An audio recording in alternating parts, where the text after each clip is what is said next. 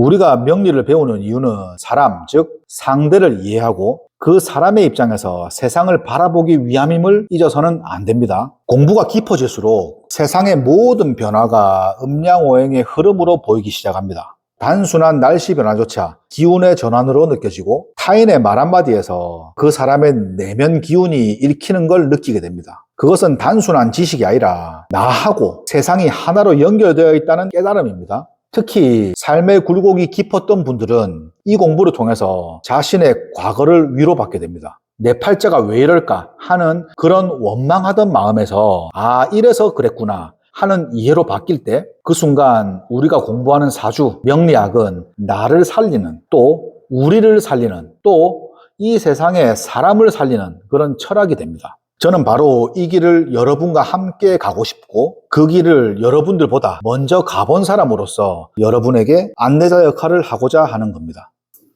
안녕하세요. 저는 부산에서 사주 명리학을 연구하고 강의하고 이 학문을 바탕으로 활용해서 상담을 하고 있는 사람입니다. 날씨가 많이 춥습니다. 몸이 움츠러드는 계절이지만 역설적으로는 이런 시기가 좀 차분히 앉아서 인간의 운명을 탐구하기에는 참 좋을 때 아닙니까? 요즘처럼 날씨가 너무 춥거나 또 반대로 너무 더울 때는 밖에 돌아다니기보다 머리에 띠 매고 책상 앞에 딱 앉아서 혼자 외로이 또 골똘히 사색하고 정묵하기가 저는 좋다고 생각합니다. 요즘에 제가 뭘 좀 배운다고 매주를 운전해서 부산에서 서울을 왔다 갔다 하는데 누군가는 KTX를 타고 갔다 오면 편한데 왜 그렇게까지 하냐고 묻습니다. 저에게는 이 시간이 혼자서 사색하고 또 쉴 수 있는 저만의 개인 시간이라고 생각하기 때문에 저는 한 번도 힘들다고 느껴본 적이 없습니다. 이런 혼자만의 시간에 수업에 관계된 내용이나 상담에 관계된 내용, 엊그제 상담에서 내가 왜 그렇게 통변했을까?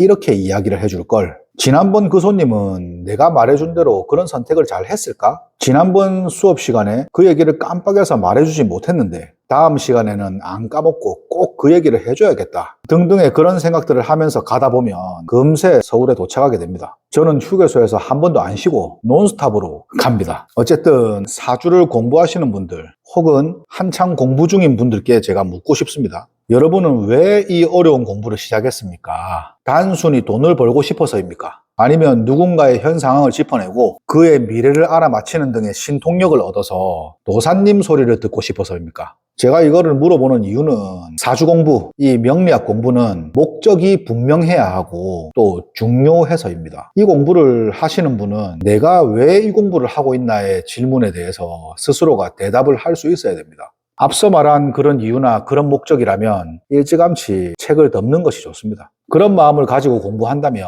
공부가 제대로 될 리가 없기 때문입니다. 저도 예전에 그렇게 해봐서 알고 또 그런 분들을 많이 가르쳐봤기 때문에 제가 잘 압니다. 사주학, 즉 명리학은 인간과 자연 그리고 거스를 수 없는 시간의 질서를 배우는 학문입니다. 사람에 따라 또 정도에 따라 또 인연에 따라 또 개인의 노력 여하 등에 따라서 더하고 덜하고의 차이는 있을 수 있겠지만 결국 결과로는 거스를 수도 비킬 수도 없다고 봅니다. 사주팔자 8글자는 단순한 기호가 아니라 한 사람의 인생이 통째로 응축된 상징입니다. 그래서 이 길에 들어선다는 것은 인간과 우주의 거대한 약속을 엿보겠다는 그런 각오가 선행되어야 되는데 명리를 대하는 태도가 곧 여러분 자신의 삶을 대하는 태도와 직결되므로 언제나 따뜻하고 바른 마음을 가지고 가는 것과 그렇게 하지 못하는 안 하는 것과는 저는 차이가 크다고 봅니다. 조급하게 기륭화복만 따지려는 분들에게는 명리는 끝없는 미로일 뿐이지만 사람은 왜 이렇게 사는가?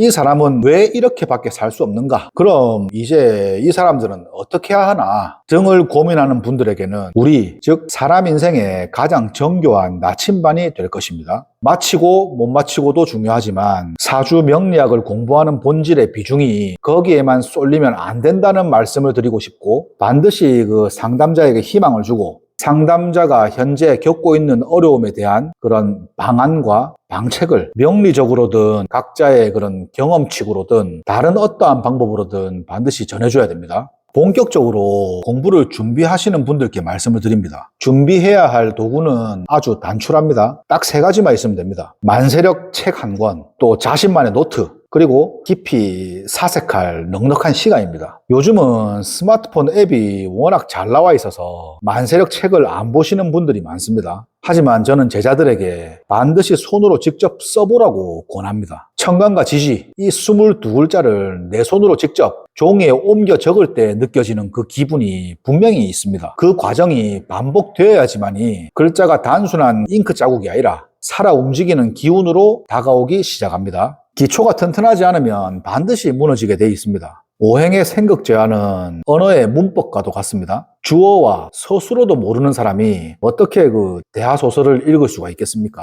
기초가 얕으면 공부 중간중간에 반드시 회의가 오게 되고 헤매게 되어 있어서 결국은 완주하지 못하고 사주명리학의 맛만 본 채로 그만두게 됩니다. 그때 다시 처음으로 돌아가는 고통을 겪지 않으려면 초기에 천간과 지지의 성정을 뼈에 새기듯이 익혀야 됩니다. 특히 십성을 공부할 때에는 단순히 내 편인가 아닌가, 즉 정과 편을 너무 따지지 마세요. 십성은 인간관계의 모든 것입니다. 부모와 자식, 또 형제, 배우자, 연인, 그런 사회적 관계 등이 그 안에 모두 녹아 있습니다. 글자 하나가 내 삶에서 어떠한 사람으로 나타나는지 또 어떠한 사건으로 번지는지를 관찰하는 능력을 길러야 됩니다.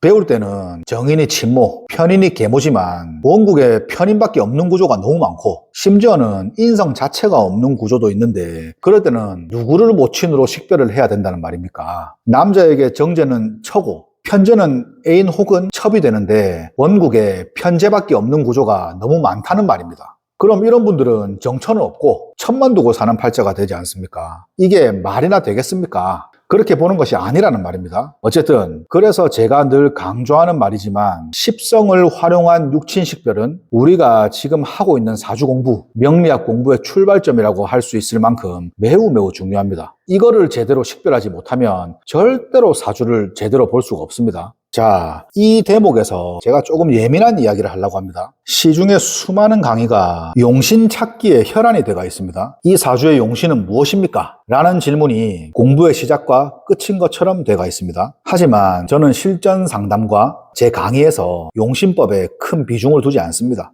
여러분은 충분히 혼란스러울 수가 있습니다. 정말 저거 지금 무슨 소리를 하고 있노? 하지만 저의 경험칙을 말하자면 십수년간 많은 분들의 임상을 거치면서 제가 내린 결론은 용신법만으로는 우리 인간의 너무나도 다양하고도 복잡한 그런 삶을 결코 온전하게 해석을 할 수 없다는 것입니다. 용신법이 전혀 무익하다는 뜻은 아닙니다. 다만 용신을 찾았다고 해서 그 사주가 다 풀어진다고 믿는 것은 아주 위험한 생각입니다.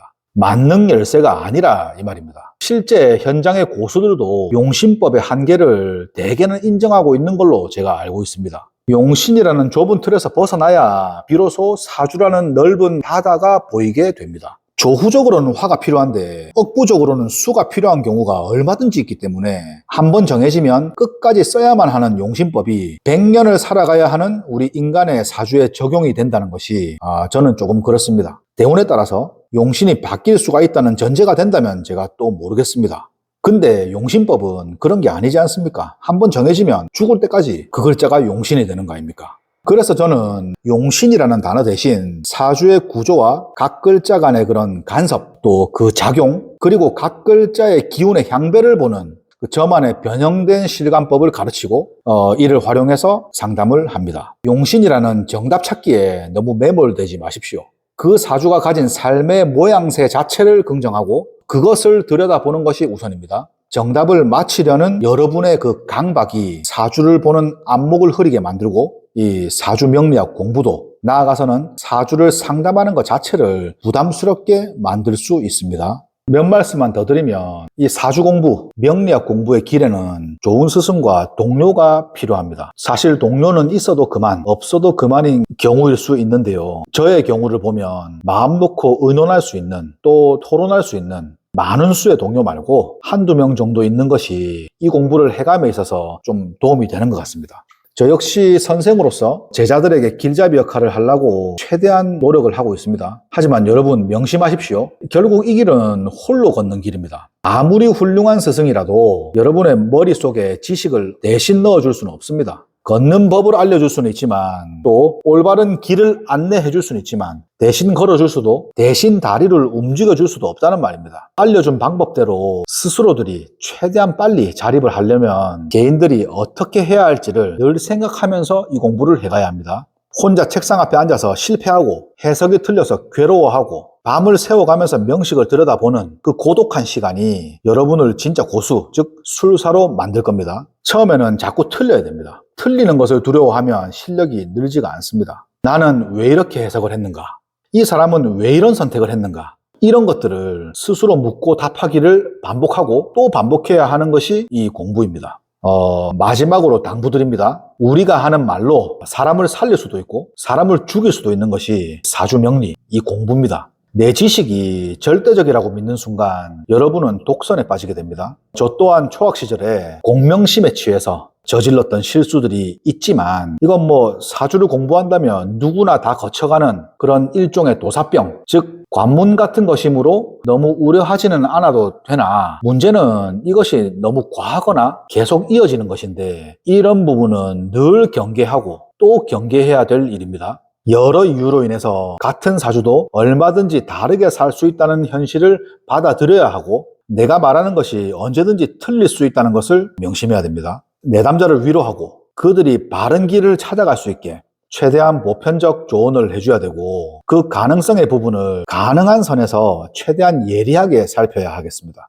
우리가 명리를 배우는 이유는 사람, 즉 상대를 이해하고 그 사람의 입장에서 세상을 바라보기 위함임을 잊어서는 안 됩니다. 공부가 깊어질수록 세상의 모든 변화가 음양오행의 흐름으로 보이기 시작합니다. 단순한 날씨 변화조차 기운의 전환으로 느껴지고 타인의 말 한마디에서 그 사람의 내면 기운이 읽히는 걸 느끼게 됩니다. 그것은 단순한 지식이 아니라 나하고 세상이 하나로 연결되어 있다는 깨달음입니다. 특히 삶의 굴곡이 깊었던 분들은 이 공부를 통해서 자신의 과거를 위로받게 됩니다. 내 팔자가 왜 이럴까 하는 그런 원망하던 마음에서 이래서 그랬구나 하는 이해로 바뀔 때 그 순간 우리가 공부하는 사주, 명리학은 나를 살리는 또 우리를 살리는 또 이 세상의 사람을 살리는 그런 철학이 됩니다. 저는 바로 이 길을 여러분과 함께 가고 싶고 그 길을 여러분들보다 먼저 가본 사람으로서 여러분에게 안내자 역할을 하고자 하는 겁니다.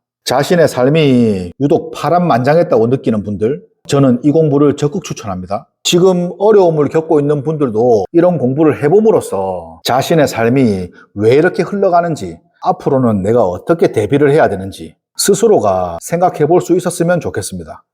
제가 그랬기 때문에 저는 저의 삶이, 저라는 사람이 너무 궁금해서 처음 이 공부를 시작했는데 어쩌다 보니까 여기까지 오게 됐습니다. 처음에는 철학관을 할 생각도 없이 그냥 공부만 했었는데 진짜 어쩌다 보니까 제가 여기까지 와 있었습니다. 왜 내 삶이 그렇게 흘러왔는지 이해하는 순간 비로소 자신을 용서하고 받아들이게 되며 타인마저도 품을 수 있게 됩니다. 그것이 제가 블로그와 유튜브를 통해 여러분들께 전하고자 하는 희망과 방안 또 방책의 본질입니다. 어떻게 말을 하다 보니까 영상이 많이 길어진 것 같습니다. 오늘 이 정도로 하고 마치겠습니다. 사주 공부를 하고자 하는 분들, 인생이 지금 좀 힘들고 살아왔던 과거들의 굴곡이 좀 심했던 그런 분들, 이런 공부를 한번 해봄으로써 왜 내가 이렇게 살 수밖에 없었는가, 앞으로 펼쳐질 나의 인생은 어떻게 흘러가게 될 것인가, 또 나는 그렇게 펼쳐질 삶들을 맞이하기 위해서 어떤 준비를 해야 될 것인가에 집중하면서 차근차근 공부를 해보는 것도 좋은 방법인 것 같습니다. 어쨌든 긴 시간 시청해 주셔서 감사합니다. 이 정도 하고 오늘은 마치는 걸로 하겠습니다.